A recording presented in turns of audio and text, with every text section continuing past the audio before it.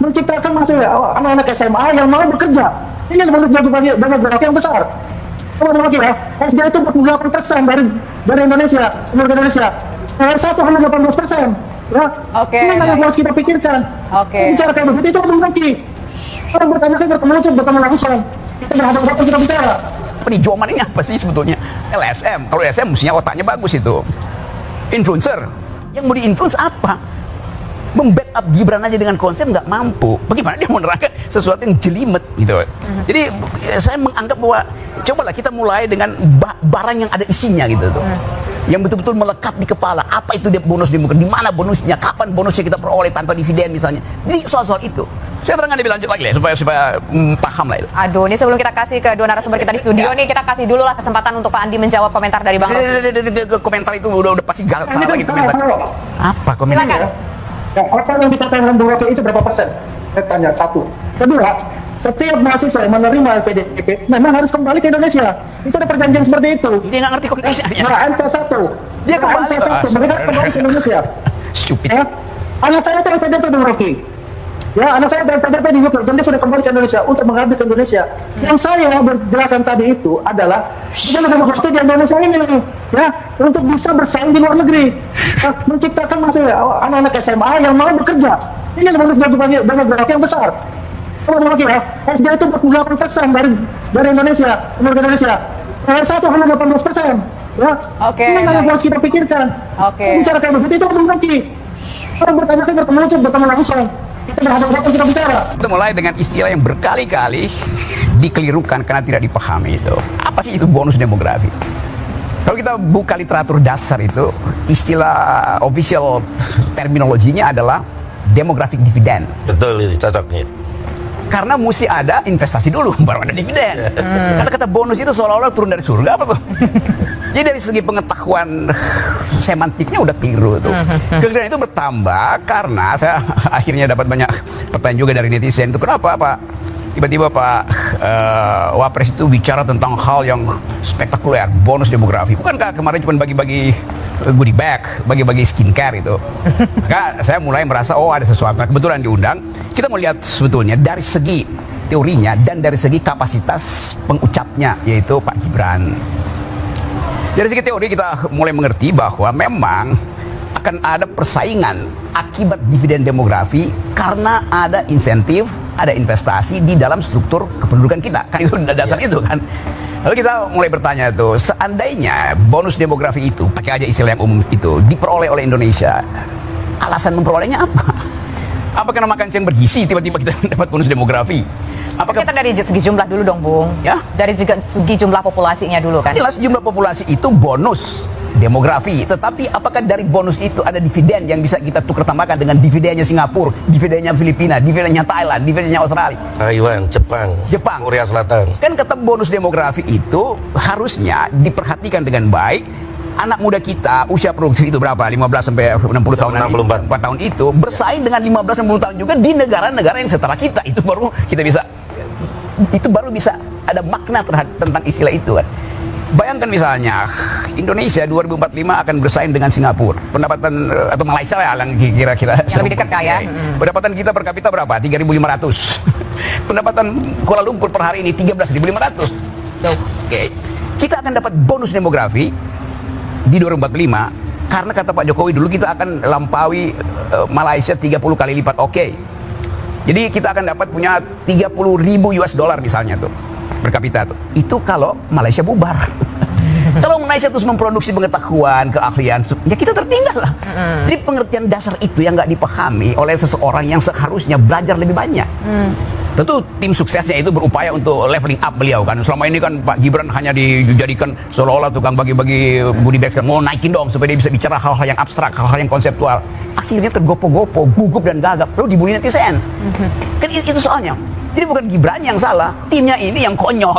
Wow. Iya dong, biarin aja levelnya Pak Gibran itu mengerti bahwa yang akan memilih beliau kan proyek 2009 tuh. Yang akan memilih dia ada orang yang dia bagi-bagian skincare itu. Gibran harusnya paham itu. Jangan dari skincare pergi pada brain care, nggak nyampe itu. Oke, ini harus dijawab dulu nih. Ada statement yang cukup kritis ataupun juga cukup skeptis terhadap apa yang disampaikan oleh Wakil Presiden, mengatakan bahwa statement yang disampaikan mengenai bonus demografi ini sepertinya bersangkutan mencoba memanfaatkan momen berkaitan dengan film animasi karya anak bangsa yang cukup dianggap sukses di luar sana. Bagaimana menanggapi hal ini? Ya, terima kasih Mbak. Saya rasa itu salah besar lah kalau beliau itu hanya menumpang dengan animasi Jumbo itu. Saya salut pembuat animasi Jumbo itu. Salah besar untuk itu. Beliau kan ini anak muda, ya dengan jiwa muda dia, dengan kreativitas dia itu menginfokan gitu. Bahwasanya itu nanti 2030-2045 itu banyaknya ada anak-anak muda. Makanya di-encourage anak-anak muda itu untuk berkreatif untuk itu. Memanfaatkan dunia digital seperti itu. Kalau dikatakan tadi mengenai lapangan pekerjaan, memang pemerintah akan menyiapkan lapangan pekerjaan dan harus dari sekarang lapangan pekerjaan itu diciptakan dengan skill-skill tertentu, dengan digitalisasi juga. Dan jangan lupa bahwasanya kita tuh juga mengencourage itu para pemuda itu untuk bisa keluar dari Indonesia. Coba kita lihat ya. Untuk negara Filipina misalnya, itu kan banyak sekali pemuda-pemudanya keluar negeri dan mereka bekerja di sana dan memberikan devisa untuk negara. Ya. Jadi ini juga, jadi kita harus keluarlah dari Indonesia untuk mencari rezeki di negara orang itu, karena mereka semua negara-negara di luar itu kekurangan tenaga kerja. Nah, kenapa kita harus kumpul di sini sedangkan banyak tenaga kerja dengan gaji yang cukup besar yang bisa kita bawa ke Indonesia? Makanya pemerintah harus memberikan suatu skema yang bagus ya buat para pemuda ini yang akan bekerja di luar negeri. Karena ini di Indonesia job order itu ada 1 juta job order menurut Kementerian PMI, P2MI ya.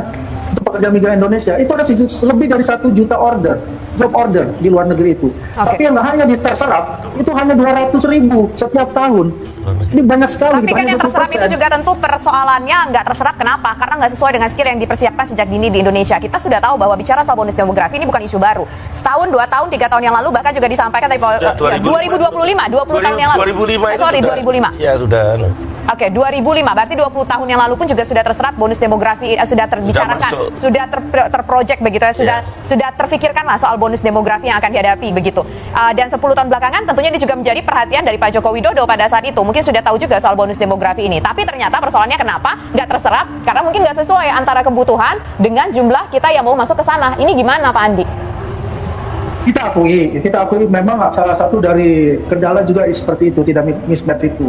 Tapi yang makanya saya katakan, bagaimana kita meningkatkan soft skill, ya. Kita ketahui aja, ya, untuk para mahasiswa, ini baru kurikulum Merdeka ada yang namanya internship, magang gitu loh. Dulu tuh tidak pernah ada kata magang gitu loh. Sekarang ada. Halo, Pak Andi. Ya, tampaknya ada gangguan komunikasi dengan Pak Andi. Nanti kita akan kembali menuju ke Pak Andi. Gimana? Oke, udah nyambung lagi nih. Silakan. Karena sekarang, ya silakan Pak Andi. Karena sekarang ini pemerintah harus meng-create lagi, ya, terutama untuk kurikulum di pendidikan Dikdasmennya itu diperkuat gitu loh, untuk meningkatkan soft skill-nya. Kita nih kelemahan kita itu ada bahasa asing gitu loh. Makanya kita tuh kalah gitu untuk kita kalau bekerja lagi. Tapi secara skill pekerjaan Indonesia itu lebih unggul dari mereka.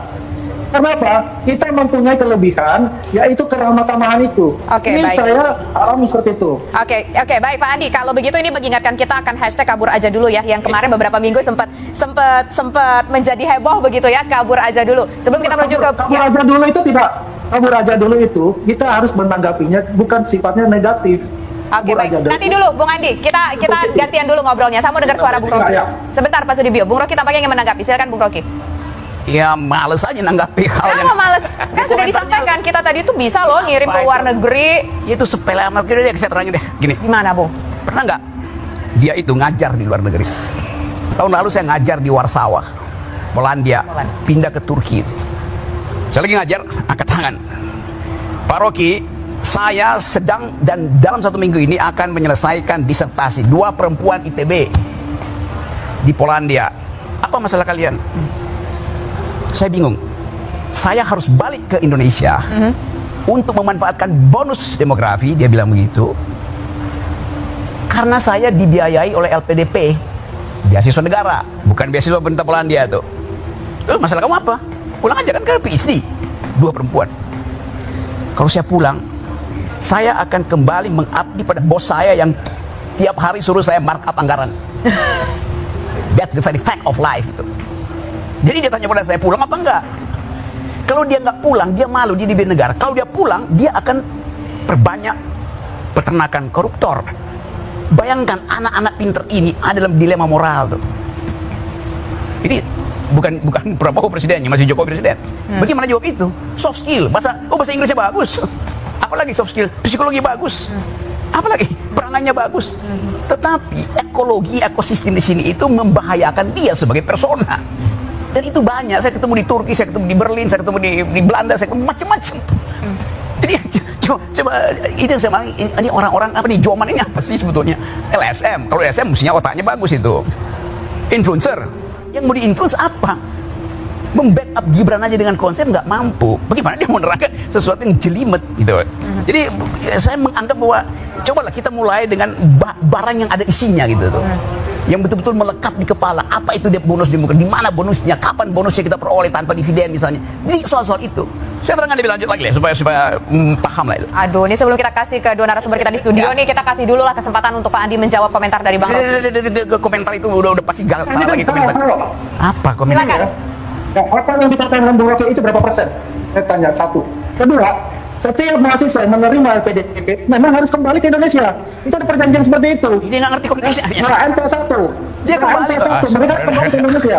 Stupid. Ya, anak saya itu LPDP Bung Rocky.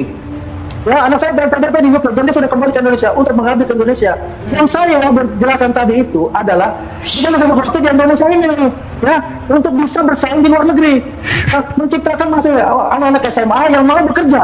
Ini yang harus dilakukan banyak yang besar. Kalau lagi ya, SD itu 48% dari Indonesia, dari Indonesia. R1 hanya 18%. Ya, Oke. Ini yang harus kita pikirkan. Oke. Bicara kayak begitu itu belum lagi. Kalau bertanya kan bertemu langsung. Kita berhadapan kita bicara. Oke. Tidak substantif kita bicara itu. Oke, baik. Oke, selamat datang, selamat kembali. Dan tadi sudah kita menonton bagaimana tanggapan Rocky Gerung dan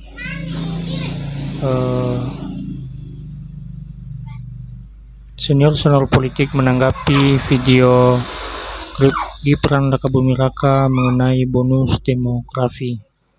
Dan tadi Rocky Gerung sangat bertentangan dengan halnya bonus demografi ini, dikarenakan menurut Rocky Gerung dalam penjelasan hal tersebut tidak masuk atau tidak bisa dipikirkan, tidak masuk akal. Dan hal tersebut itulah yang menimbulkan mereka sehingga perbincangan kayak agak-agak keras, kayak seakan-akan marah. Tapi itulah yang dinamakan demokrasi, saling mengeluarkan pendapat satu sama lain dan memberikan tanggapan masing-masing. Dan jadi permasalahannya sekarang di sini, Gibran pun dalam membuat video ini jadi masalah sama mereka, dan bahkan dibicarakan seakan-akan ini masalah yang paling besar dan diumbar-umbar di media sosial. Ini Gibran kayak gini, ngomongnya kayak gini, ngomong kosong dan tidak betul. Dan dari hal tersebutlah kita dapat melihat sebenarnya yang betul dan yang salah dalam melihat hal tersebut. Sebenarnya juga Gibran dalam memberikan videonya tersebut untuk membangkitkan, terus memotivasi anak-anak muda dalam terus belajar, terus menciptakan teknologi untuk bersaing di dunia, dikarenakan sekarang ini perkembangan teknologi semakin cepat dan semakin banyak hal-hal baru yang telah ditemukan dalam membantu masyarakat seluruh dunia dalam beraktivitas ataupun hal-hal yang lainnya. Dan itulah menjadikan masalah Gibran cuma memotivasi kita, dan menjadi masalah kepada lawan-lawan politiknya dan membicarakannya tentang hal bonus demografi tersebut. Dan sekarang berikan pendapatmu di kolom komentar mengenai apa yang telah dibahas oleh Roky Gerung dan tim-tim politik tadi mengenai bonus demografi.